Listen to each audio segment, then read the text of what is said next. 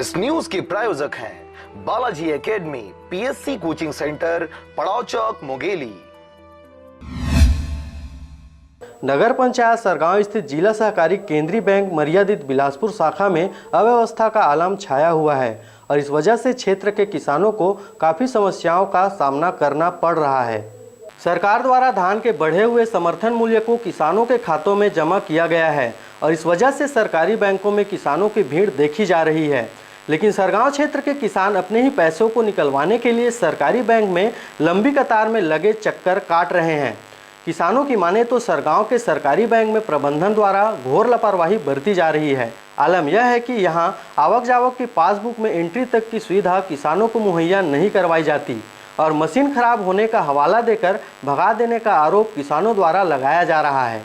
जितना उनके खाते में है, अगर पैन कार्ड रखे हुए हैं खातेदार, तो वो जितना आपके खाते में वो आहरण कर सकते हैं और पैन कार्ड नहीं होने की स्थिति में 49,000। सर लगातार आपके बैंक के सामने भीड़ देखा जाता है सर, किसकी वजह से? इसका कारण ये है कि किसान सभी एक साथ आ जा रहे हैं और बैंक परिसर थोड़ा छोटा होता है, इस वजह से ऐसा लगता है कि भीड़ है।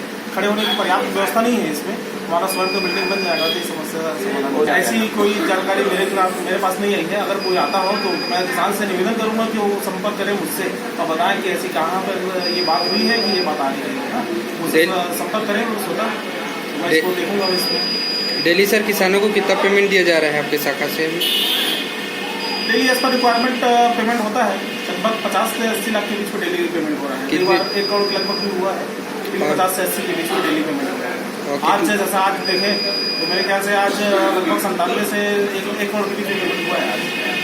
आज 19 मार्च।